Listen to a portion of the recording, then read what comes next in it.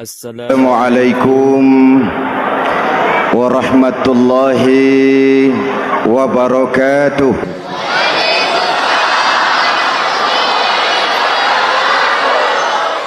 Alhamdulillahi wahdah, sadaqa wa'dah, wa nasara abdah, wassalatu wassalamu ala man la nabiyya ba'dah, Sayyidina Muhammad ibn Abdullah wa ala alihi wa sahbihi wa mawalah, amma ba'du. Saudara-saudara kaum muslimin yang saya cintai, perjalanan waktu telah mengantarkan kita memasuki Ramadan. Kata orang, jauh berjalan banyak dilihat, dan pengalaman adalah guru yang paling bijaksana. Kalau ibadah Ramadan kita berhasil, maka kita yang malam ini pasti bukan kita sebulan yang lalu. Kita yang malam ini adalah kita yang telah ditempa, digojlok, digembleng oleh kawah candra di mukanya Ramadan. Dan setelah perjalanan panjang, perjuangan mengendalikan diri dan menahan nafsu, kita akan merayakan Idul Fitri. Apa yang harus kita laksanakan? Malam ini saya ingin sampaikan ayat 186 surah Al-Baqarah, di mana Allah menuntun kita. Pertama, walitukmilul iddata, hendaknya engkau sempurnakan jumlah bilangan hari puasamu. Puasa sebulan penuh, bisa 29, bisa 30 hari. Yang bisa ru'yat, punya persyaratan mampu ru'yat, silahkan ru'yat. Yang tidak mampu, ikut yang aman saja, dengerin pengumuman pemerintah, cari amannya saja. Sempurnakan jumlah bilangan hari puasamu. Sebab apa? Puasa itu macam-macam. Ada yang puasa model beduk, depan rapat, belakangnya kosong, cuman pembukaan. Ada juga yang pembukaan, pertengahan, dan penutupan. Ada juga yang penutupan saja, mau dapat Lailatul Qadar.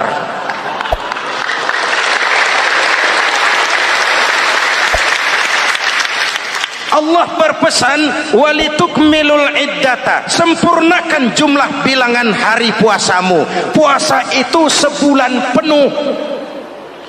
Setelah selesai itu, walitukabbirullaha ala ma hadakum, hendaknya engkau agungkan, engkau bertakbir, mengagungkan Allah yang telah memberikan hidayah kepadamu. Tidak ada takbiran sebelum selesai Ramadan. Walitukmilul iddata, itu dulu, sempurnakan jumlah bilangan hari puasamu. Selesai baru walitukabbirullah. Jangan lebaran masih seminggu sudah Allahu Akbar, Allah ngiko. Walitukmilul iddata, sempurnakan dulu jumlah bilangan hari puasamu. Ini adab. Selesai, walitukabbirullah, baru engkau bertakbir, agungkan nama Tuhanmu. Kenapa? Ala ma hadakum, yang telah memberikan petunjuk dan hidayah kepada kita semua. Saudara, kalau bukan lantaran hidayah Allah, berat sebulan penuh enggak makan, lapar melilit perut, haus mencekik tenggorokan. Kalau bukan hidayah, berat melawan nafsu. Kalau bukan hidayah, berat melawan setan. Bagaimana enggak berat? Dia lihat kita, kita enggak lihat dia. Ini kan curang musuh begini. Semata-mata karena hidayah dari Allah. Intan paling mahal, mutiara paling berharga, tidak lain adalah hidayah. Saudara lihat dalam sejarah, kadang-kadang anak Nabi tidak dapat hidayah, tidak terpanggil mengikuti kebenaran. Kan'an anak Nabi Nuh, betul? Kadang-kadang bapak Nabi tidak dapat hidayah. Azar bapaknya Nabi Ibrahim. Ibrahim penegak tauhid, bapaknya produsen berhala. Kadang-kadang istri Nabi tidak mendapat hidayah, kafir, istrinya Nabi Lut. Kadang-kadang paman Nabi tidak dapat hidayah, ingkar, Abu Jahal, Abu Lahab, paman Nabi kita. Anak Nabi, bapak Nabi, istri Nabi, paman Nabi, hidayah tidak datang, mereka tidak terpanggil mengikuti kebenaran. Alhamdulillah, kita yang ponakan Nabi aja bukan,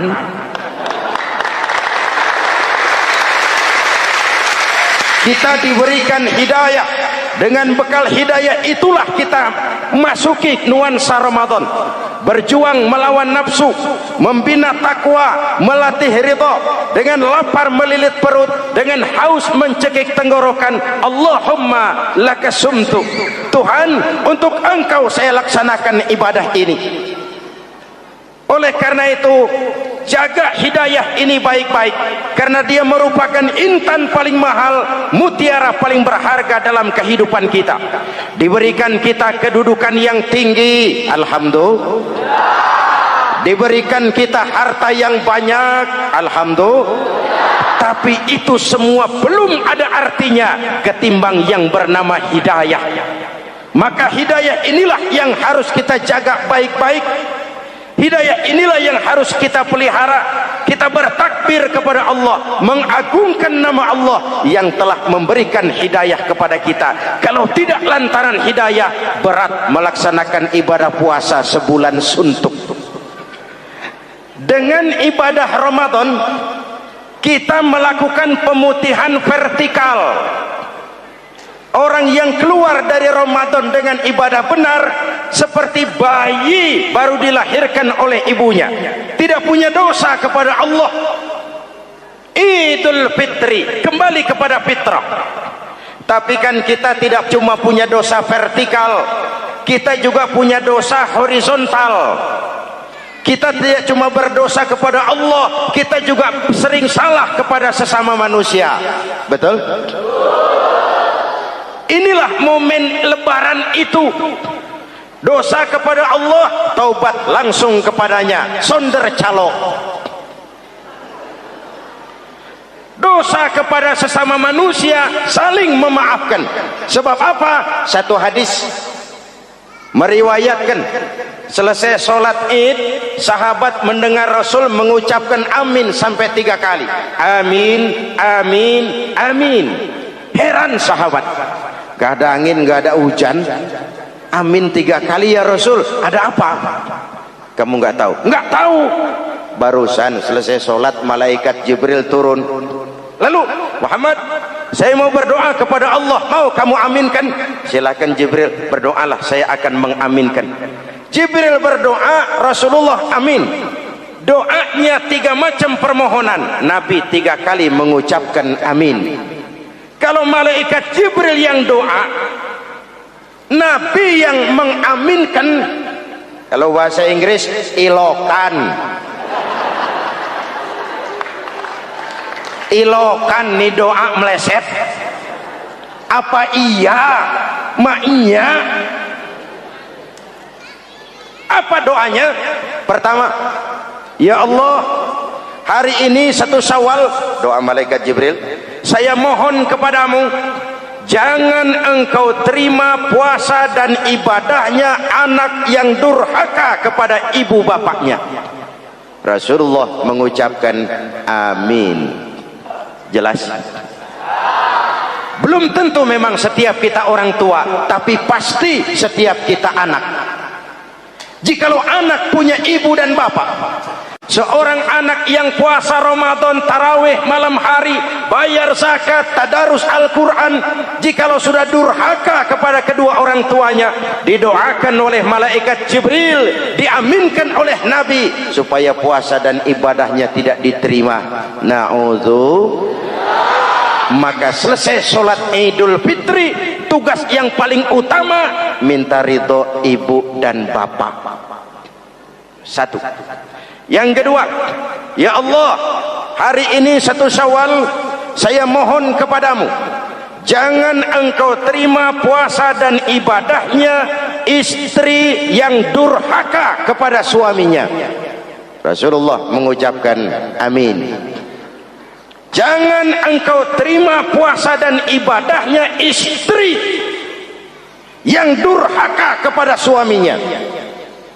Ibu-ibu tanya, Pak, kalau suami yang durhaka sama istrinya bagaimana, Pak? Nah, ibu-ibu, Rasulullah tidak menjelaskan itu.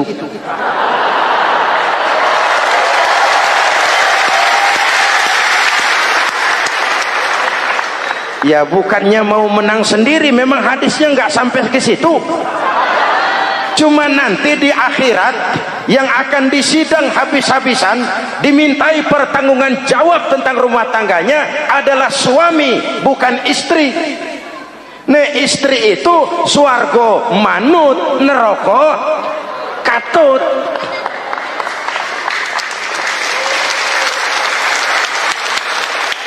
Yang ketiga, ya Allah, hari ini 1 Syawal, saya mohon kepadamu, jangan engkau terima puasa dan ibadahnya muslim yang tidak mau memaafkan sesama saudaranya muslim.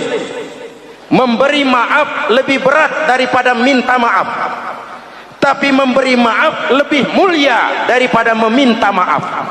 Kalau kita sudah minta maaf, orang tidak mau memaafkan, itu tanggung jawab dia kepada Allah. Orang macam itu yang tidak mau memaafkan sesama saudaranya, didoakan agar puasa dan ibadahnya tidak diterima oleh Allah Subhanahu.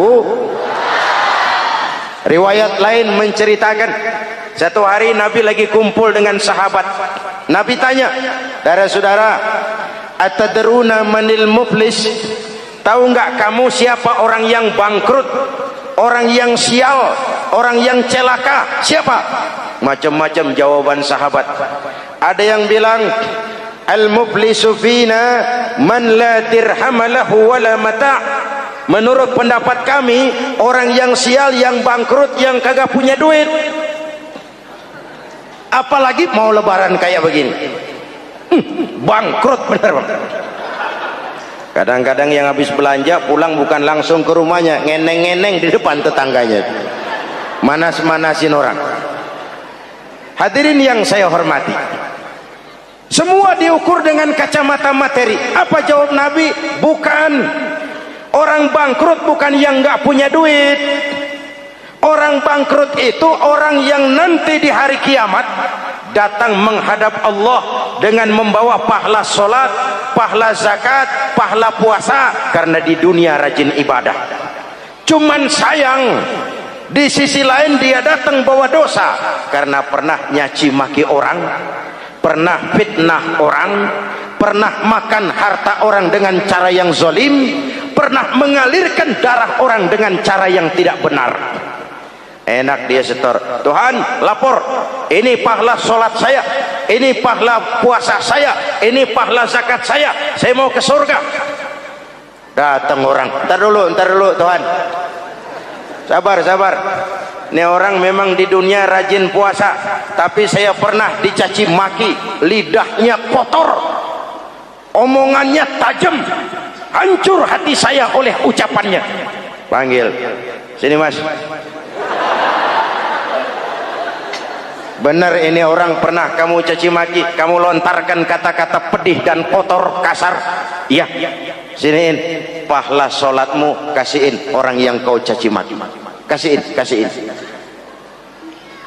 Selesai, berangkat lagi, datang lagi orang. Sebentar Tuhan, dia memang di dunia bayar zakat, tapi dia pernah makan harta orang dengan cara yang zalim, makan harta yatim.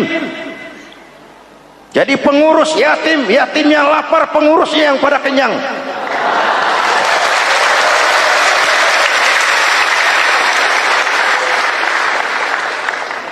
Saya menuntut keadilan.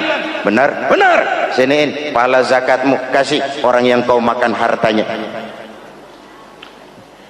Kalau kebaikannya habis, yang nagih datang terus, apa yang terjadi? Dosa orang yang dia sakiti diambil, diberikan kepada dia. Bangkrut nggak? Pahala dipretelin, dosa dikasih. Modal boros, tagihan utang datang terus. Bangkrut bin bangpak alias sial dangkalan. Tahu sial dangkalan? Itu namanya udah jatuh ketiban ember. Jatuhnya sakit, ketiban embernya bonyok. Kita tidak ingin jadi manusia yang rugi dan bangkrut. Karena itu, jikalau ibadah Ramadan memperbaiki hubungan kita kepada Allah, maka Idul Fitri dengan silaturahmi lebarannya memperbaiki hubungan antar sesama manusia, agar kita jangan termasuk golongan orang-orang yang bangkrut. Karena cuma baik hubungannya kepada Allah, tapi tidak baik hubungannya dengan sesama manusia. Ada orang yang pernah difitnah, ada orang yang pernah dicaci maki, ada orang yang pernah dijelek-jelekin, ada orang yang hartanya dia makan dengan cara yang zalim, ada orang yang dia alirkan darahnya, dia bunuh tanpa alasan yang benar. Itu semua akan jadi bebannya di akhirat nanti. Kalau dia menyangkut hakul adami, hak-hak manusia, maka kita harus minta maaf kepada yang bersangkutan. Rasul mengajarkan, ma min muslimaini yaltaqiyani fayatasafahani illa ghafarallahu dzunubahuma. Apabila dua orang Islam bertemu lalu bersalam-salaman, Allah hapuskan dosa yang terjadi di antara kedua orang itu. Jadi baik hubungan kita kepada Allah, jalur hablum minallah, dan baik juga hubungan kita dengan sesama manusia, hablum minan nas. Keduanya ternyata saling berkaitan. Saudara hadirin yang saya cintai, dengan begitu kita berusaha memperbaiki hablum minallah dan sisi lain hablum minan nas, agar kita tidak menjadi orang yang bangkrut di akhirat nanti. Bapak Ibu, saudara-saudara kaum muslimin yang berbahagia, memanfaatkan momentum Idul Fitri dalam kondisi negara kita sekarang ini. Indonesia kita ini kan masih sakit, betul? Multi krisis. Mula-mula kita ini kena krisis moneter, rupiah anjlok, dolar naik ke langit, sampai pernah April 97 dolar mencapai 17 ribuan dari 2.500. Apa enggak kolab? Itu pasti bukan mainan rakyat kecil. Mereka yang dapat kredit BLBI rame-rame borong dolar.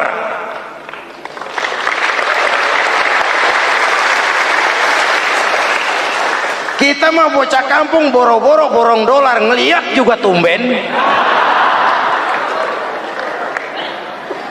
Akibat krisis moneter muncul yang lebih makro, krisis ekonomi. Perusahaan besar ambruk, konglomerat terpuruk, PHK di mana-mana, pengangguran meningkat, kriminal meningkat. Seiring dengan itu muncul yang lebih parah, krisis kepercayaan.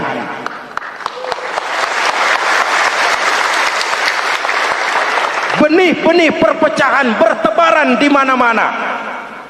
Dampaknya masih sangat terasa sampai sekarang ini. Kita lihat sekarang ini, Aceh belum selesai, Papua minta merdeka, Timur Timur cerai. Dalam kondisi seperti inilah momentum Idul Fitri harus jadi lem perekat yang menjaga keutuhan kita. Sampai Rasulullah berpesan, ini 3 pesan utama beliau yang saya sampaikan malam ini. Pertama, silman qata'ak, bersilaturahmilah kau kepada orang yang marah denganmu. Kalau orang baik, kita baik lagi, pantas, memang mestinya begitu. Tapi bersilaturahmilah kepada orang yang marah denganmu. Kita harapkan lebaran nih yang silaturahmi jangan cuman kita rakyat di kampung, tapi yang ngaku atau diakui sebagai pemimpin, para elit politik di atas saling bersilaturahmi.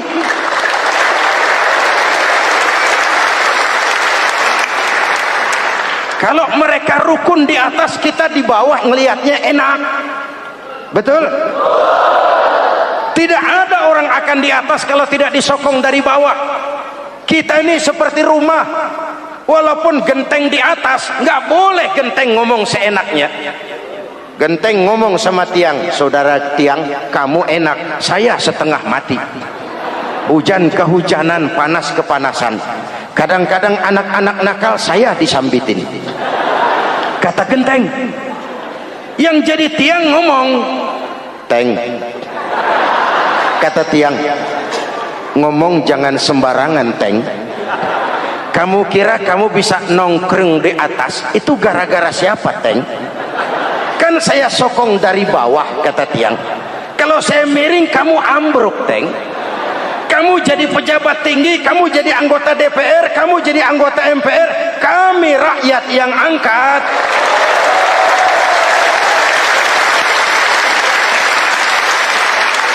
Jangan udah di atas pada berebut turu-turu dia melulu, capek rakyat. Ada yang jadi anggota dewan cuman pengen petatang peteteng, cari prestise dan gengsi. Ada yang cuma jadi trompet kekuasaan, pokoknya apa kata kekuasaan akur, setuju. Kekuasaan bilang, saudara-saudara, bumi ini lonjong, lonjong. Lalu rakyat dapat apa dari wakil kayak begitu? Inilah momentum Idul Fitri. Mari kita manfaatkan silaturahmi. Jangan mewarisi sifat dendam, karena dendam tidak akan menyelesaikan persoalan.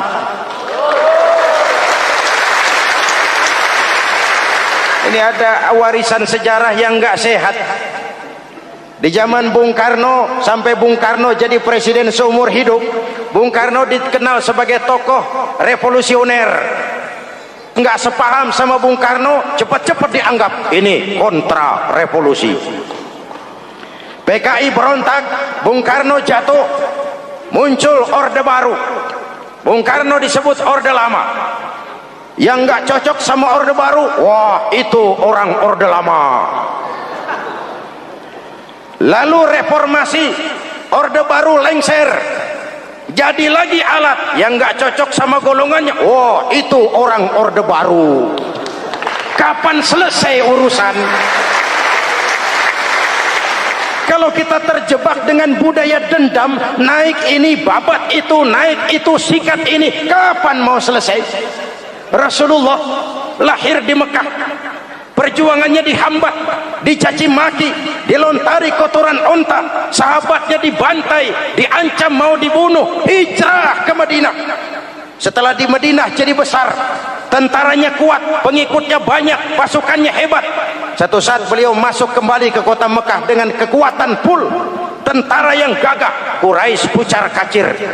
Ini nih Muhammad yang dulu kita caci maki, yang dulu kita ancam mau kita bunuh, yang kita usir, sekarang dia masuk dengan tentaranya yang hebat. Kalau dia menuntut balas, habis kita sekarang ini. Apa jawab Nabi? Beliau turun dari punggung onta, lalu pidato dengan tawadu. Saudara-saudara, al-yauma yaumul marhamah. Ini hari yang penuh kasih sayang. Walaupun dulu kau usir aku dari sini, kau sambiti aku, kau bantai pengikutku, aku datang bukan membalas dendam. Ini hari yang penuh kasih sayang. Tidak akan ada pertumpahan darah. Yang masuk Masjidil Haram aman, yang masuk rumah Abu Sufyan aman. Dihormatinya ketokohan Abu Sufyan di depan pengikutnya. Ini akhlak. Kenapa orang macam Mandela lebih bisa mencontoh Rasul daripada kita? Mandela yang 27 tahun mendekam dalam penjara, dia keluar tanpa bawa benih-benih dendam. Dia satukan Afrika Selatan, dia bimbing Afrika Selatan menuju kejayaan dan kemajuan. Kenapa Mandela yang tidak kenal Pancasila bisa lebih mencontoh akhlak Rasul ketimbang kita yang katanya orang-orang pengikut sunnah? Saya khawatir. Ya bukan berarti saya tidak setuju, hukum harus tetap ditegakkan. Tapi kalau terus cari kambing hitam, kambing hitam, kambing hitam, kapan kita dewasa? Semua usut, semua usut. Saya khawatir nanti pun satu saat Nabi Adam bakal diusut. Kenapa dia makan buah khuldi, kita jadi keleleran di Lebak Bulus begini? Kalau enggak kan kita masih di surga aja. Mari kita dewasa, mari introspeksi. Silman kotoak. Mudah-mudahan nanti lebaran kita pengen lihat nih, kalau yang di atas sudah pada satu, kita yang di bawah enak. Tapi kalau memang pada ribut juga, kita yang di bawah jangan ikut-ikutan. Nonton aja, nonton. Giliran rame tepuk tangan. Oh, namanya elit susah ditebak. Nih hari dia berebut beda pendapat, ntar malam dia makan bareng. Kita di bawah udah kedongan ngasa golok. Kan berapa urusan? Sekarang udah nggak zamannya ngerahin masa. Sekarang adu argumen, biar rakyat tentukan mana yang lebih pantas. Hadirin yang saya hormati, silman kotoak, bersilaturahmilah kepada orang yang marah denganmu. Momentum Idul Fitri harus meredam keberingasan, harus mencuatkan semangat persatuan dan kesatuan. Udah capek kita diobok-obok. Yang kedua, wa'atiman haramak. Ini masalah kepedulian. Berikan orang yang bakhil kepadamu, sampai orang yang pelit pun kasih. Kepedulian. Banyak anak-anak yatim kita, janda-janda tua. Kalau yang muda sih nggak usah dipikirin, dewan penyantunnya udah banyak aja. Orang-orang jompo, mungkin baju kita sudah kurang berharga di lemari kita, tapi sangat berharga ketika kita berikan kepada orang lain. Berbagi rasa. Jangan ada yang lapar di samping yang senyum, jangan ada yang menangis di samping yang tertawa. Hadirin yang ketiga, wa'fu amman zalamak. Maafkan orang yang berlaku zalim kepada dirimu. Maafkan orang yang berlaku zalim. Jangan mewarisi sifat dendam, karena Ramadan sudah melatih kita. Tidak akan menyelesaikan persoalan. Dengan semangat ini, maka persatuan, kesatuan, kerukunan dan kekompakan akan lebih mudah kita wujudkan. Kita ingin Indonesia esok lebih baik daripada sekarang ini. Amin. Dan tentu saja kita berharap banyak dari para pemimpin-pemimpin kita. Semoga lebih bersikap sebagai negarawan, bukan hanya sebagai politisi. Karena jujur saya ingin berkata, reformasi memang telah melahirkan politisi, tapi belum banyak melahirkan negarawan.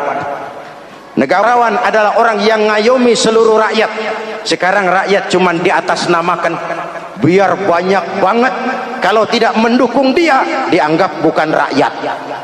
Biar dikit banget kalau pendukungnya, itulah rakyat sejati. Ini pemimpin model apa kayak begini?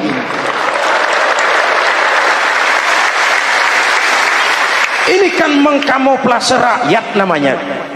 Oleh karena itu, mari sama-sama kita baca Fatihah.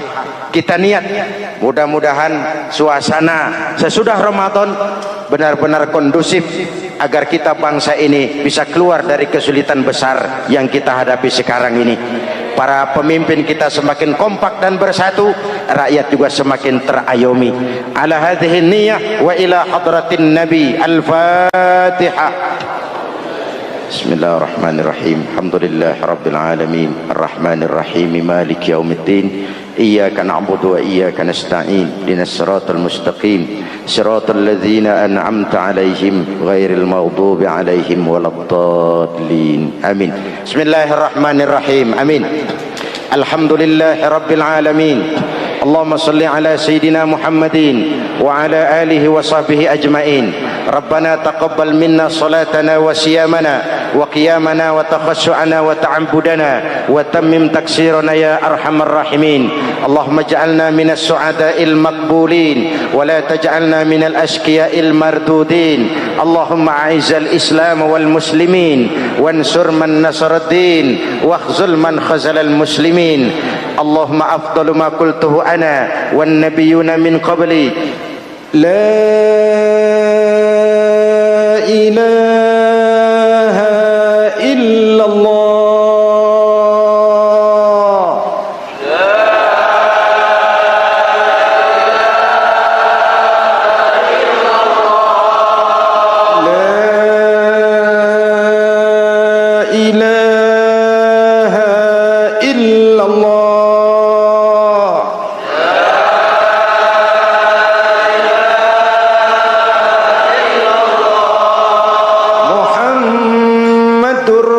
Rasulullah.